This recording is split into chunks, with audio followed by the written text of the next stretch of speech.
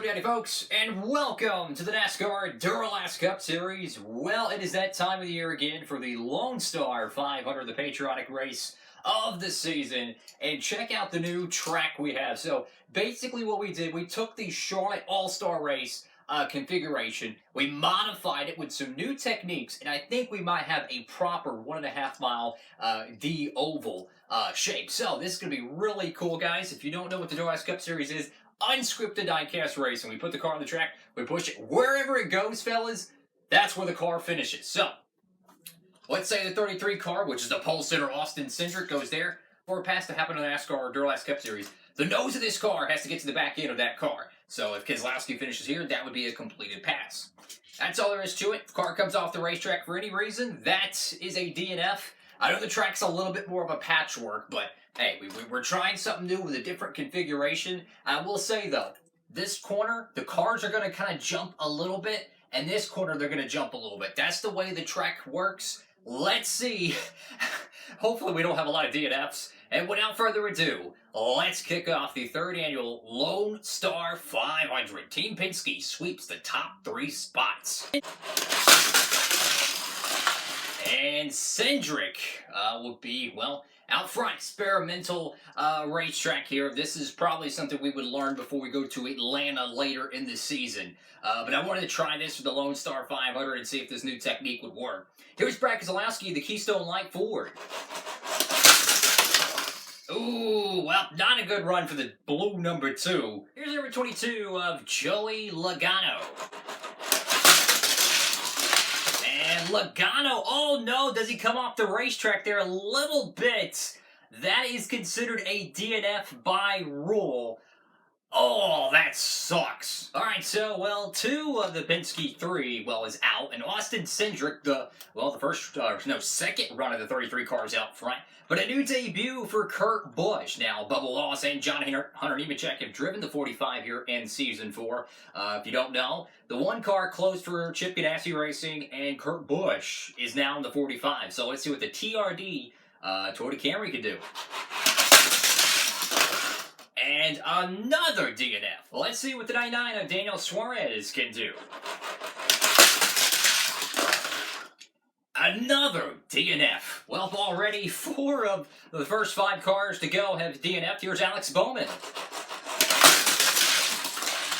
Pretty slow lap, but guess what? He's second place. This car is one of the most historical diecasts. The same identical diecast that ran in the first ever Texas Duralast Cup Series race way back in 2018, guys. This is one of the oldest, if not the oldest, still running car in the NDCS.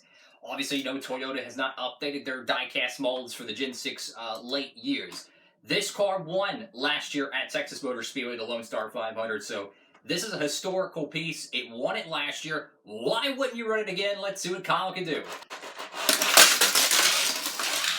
And check that out. Brand new leader. Why wouldn't you run that car? You won it last year. The car from 2018 is still kicking. Here's the patriotic car for Denny Hamlin, the FedEx Cares Toyota. And Hamlin up to second. Here's Eric Jones in the Air Force Chevrolet Camaro. Don't worry, new paint scheme's coming for Eric Jones. We got like 4 different ones. It's patriotic, New Year's Eve style paint scheme. So why not do the Air Force joint? That was going to take the lead there. Unfortunately, a DNF. Well, it's the hottest driver in the Duralast Cup Series action. The guy who swept Richmond. Here's Chase Elliott in the Napa Patriotic Chevrolet. Elliott. Oh, he was going to take the lead, too. He could have went 3 for 3. 3 wins in a row. Unfortunately, going to be the same fate as Logano. Now, obviously, I know there's a little bit of a ramp here, but that's the only way you can make this configuration work is that basically what's happening is you have one piece that has to sit on top of another piece. That way the car will said travel over. Because if it's the other way around or you try to make it flush, it's going to move. And the cars will then, of course, the front of the cars will catch, stop, and flip. That's the only way you can make the D-shaped oval work. So that's why we're going with it. It's a little bit of an experiment, but you know what? It is what it is. Here's Ryan Preece finally back in the NDCS. And you wonder why he's been gone. Of course, open cars have to qualify their way in at 37, slow as dirt. Here's Ryan Blaney in the Richmond Menards Ford. that is one of his slowest cars. Still a top 5 run. Here's Corey LaJoy. Another tough break. Kevin Harvick in the patriotic Busch Ford. Harvick out front. So that could have been a 50-50 call there, but based on the angle, I mean a fraction, maybe a grain of salt worth of a fraction. The splitter on that Ford barely crests the back bumper of the 18. By rule, that's a pass. Here's Stenhouse. And he was trying to Tokyo drift down the back. This is the 82 of AJ Allmendinger.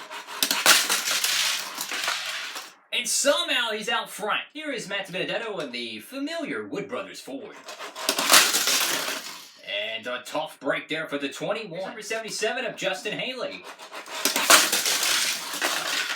Another wreck. And I'm telling you, each one of those cars that are wrecking right there, and again, I know it's the track configuration, it's the same rules for everyone, those cars are all going to take the lead. So it looks like to me, the faster your car, the worse run you're going to have. You need to have a slow and steady piece, looks like, to dominate this track configuration. You know, it's kind of like the Alex Bowman run. And, you know, obviously he's not going to get a top 10, it looks like, being borderline last place in terms of running order. But if you have a slow and steady lap, you might be able to find yourself getting points. Here is Marcus Ambrose of the Plan B Sales Ford. Of course, there's so many new diecasts coming out. If you missed the Christmas haul, guys, we had like 25 brand new 2021 164s coming in. There's a crap load coming out in January. Make sure to go pre-order them before they show up with the promo code DIECASTbuffet. Any orders $20 or more at Circle B Diecast, you will get free shipping. So go make sure to check it out. It does help out the channel. Helps me be able to get these cars for y'all to be able to do these diecast races.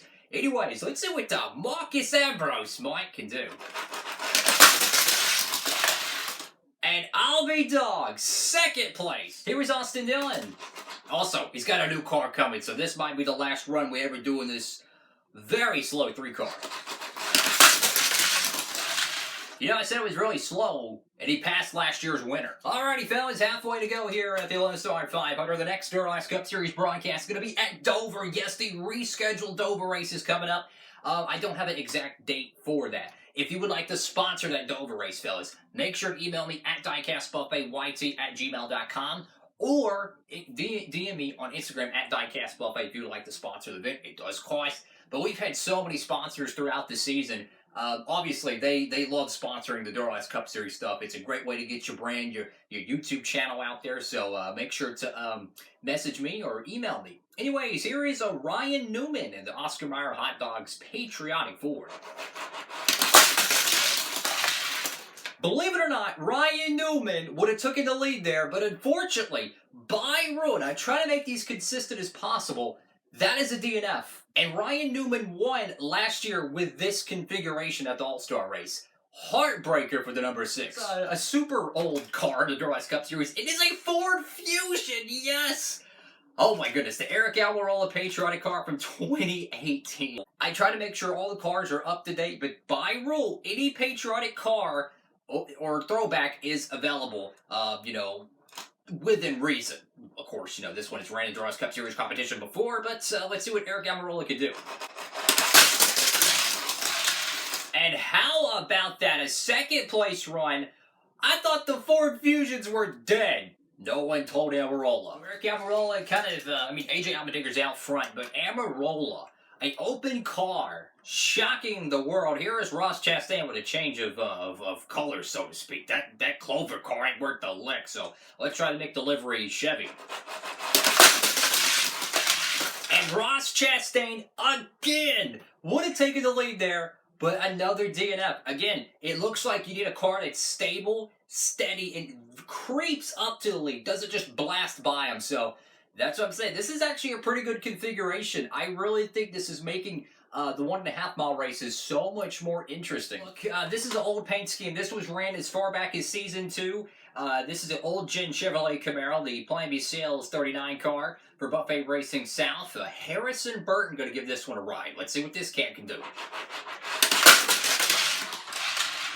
And somehow that thing still has some speed. I tell you what, that thing, the chassis for that car, it is hot rodded, I'll tell you that. I won't tell you how I did it, but that's a pretty fast car. That's one of the coolest things about Duralast Cup Series racing is that you can physically make these cars faster just like a normal race car you would. There's a lot of ways you can trick the suspension, the axles, and the weight on the car. There's a lot of little tricks to it, and that 39 car has some hot rod ingenuity to it. Maybe a little bit of Smokey Unic in it. But here's the number 34 of Michael McDowell. New car coming for him, so this might be the final run the Love's Ford. And Michael McDowell passes the 39. Here's Christopher Bell on the D-Walt Camry. Another big DNF. Here is Martin Truex Jr. in the patriotic Toyota. Truex, oh, he would have had a shot to win it too. Number 38 of Anthony Alfredo finally qualifies for a freaking race. Let's see what this cat can do. And somehow, that was the perfect lap right there, guys. Slow, but had enough free rolling ability to creep up to the top, didn't overdo it. That is how you're going to get points tonight. I think everyone, myself included, forgets that the 38 car actually won a dual race this season. Here's Bubba Wallace Jr. I wish we had a patriotic car for him. He's got like 1,000 amazing paint schemes in 2021. Unfortunately, they're not released yet. And Bubba Wallace gets the third. Here's Cole Custer in the 41. New car coming for him, so let's see how this one does. Oh, he did it too. Fellas, it's time for the final 10 cars to go. Here's William Byron in the Liberty Patriotic Chevy. And, well, the cat who's won, 4 Duralast Cup Series races, another miserable run. All right, folks, here is the brand new car for Kyle Larson. As you can see, in the last Duralast Cup Series race, last handful of them, his HendrickCars.com paint scheme was absolutely terrible. He did win a race in that car, but just like every other diecast out here, some cars will get faster and some cars will degrade. Brand new piece, took it right out of the box. I did a review on it. Sure enough, this thing is extremely fast. So let's see what the number 5 Nations Guard at Chevrolet can do, fellas. This one's going to be really cool. So brand new car. Is the 5's championship hope still alive? So let's see how this one goes. And shot out of a cannon. What a run for the 5 car. Clearly the fastest car tonight. Brand new piece. And just when you're ready to hand the championship to the 18 crew of Kyle Busch, I think the favorite is back in town. So Kyle Larson puts up the fastest lap of the night here at the Lonestar 500. And he's cruising to yet another Duralast Cup Series win. Here's with the 25 car, Gabe Blasco. Huge shout out to him for joining the Duralast Cup Series. He sent this car in. Let's see what this cat can do. Great run at Richmond for him. And, well, he was rim riding there. That's a D. There's Chris Buescher of the number 17. Let's see what he can do. And bad run right there. He'll get around Amarola. 5 cars left to go. In case you're curious, the last car in the top 10 is the 32 car, Marcus Ambrose. So, if you want to get points tonight, again, first place gets 10 points. 10th place gets only 1 point. That's how the Duralast Cup Series works. Here's the 84 car of the Season 2 Lonestar 500 winner, Daniel Hemrick. Let's see what he can do. His teammate did not qualify. Carl Edwards missed the show, so only 1 Red Bull car tonight. And maybe a top 3 run. 4 cars left to go tonight. Ty Dillon and Gaunt Brothers Racing. Let's see what they can do.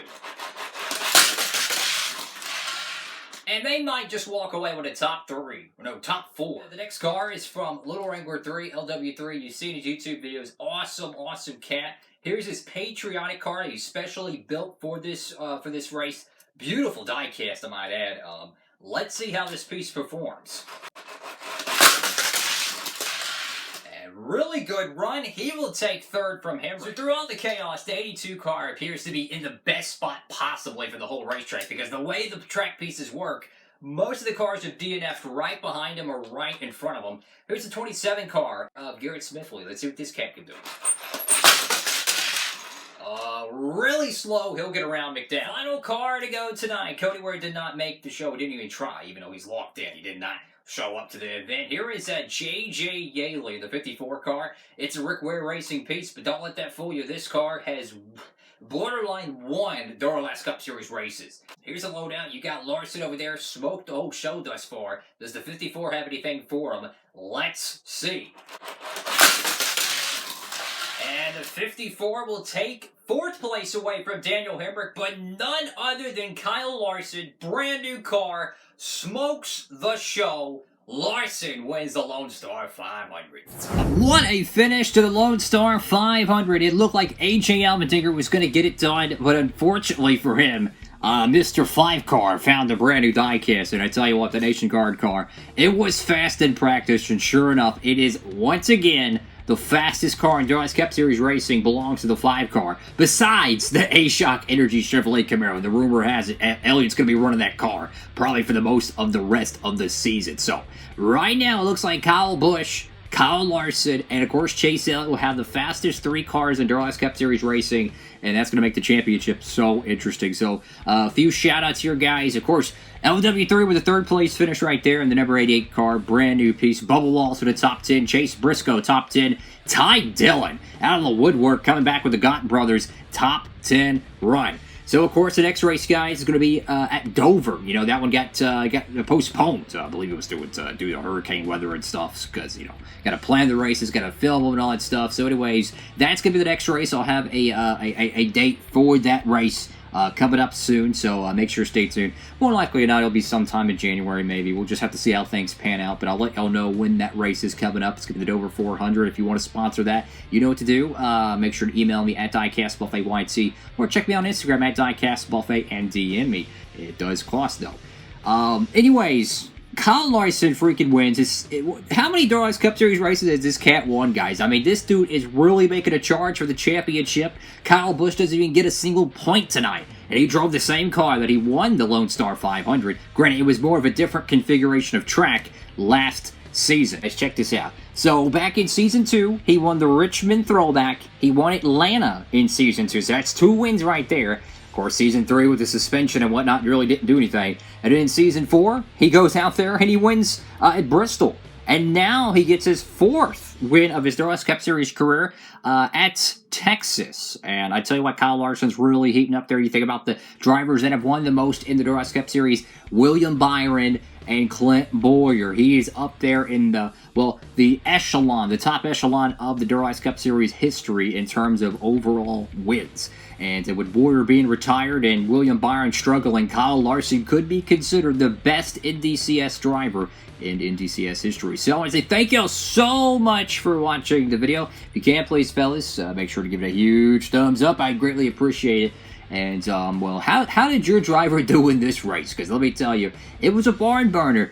Honestly, I love the new configuration, and I'll kind of show a little bit of the configuration here, guys. So, as you can see here in Turn 1, you can see there's a little bit of a ramp. This piece right here, which I'm hitting with the light, it kind of ramps a little bit over the short chute, so it allows the car to kind of jump and then land. It allows me to be able to get that configuration that I want, and then I look over here to the left side, and you can clearly see the tape is holding that short chute piece.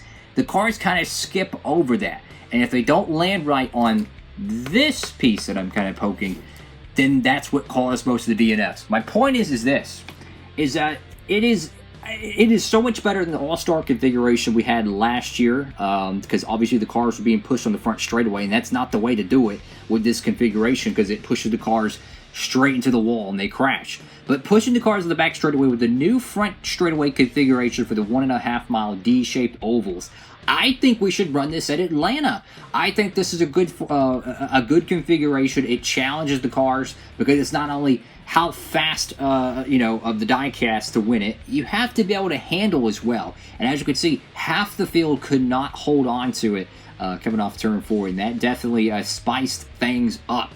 Anyways, folks, hope to see you in the next NASCAR Duralast Cup Series race. And from the voice of the Duralast Cup Series right here on Diecastbuffet, fellas, if you haven't already, make sure to subscribe for more.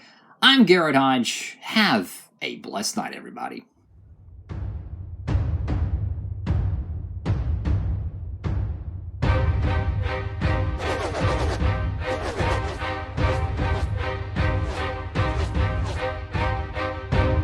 This has been a presentation of the NASCAR Duralast Cup Series on Diecastbuffet.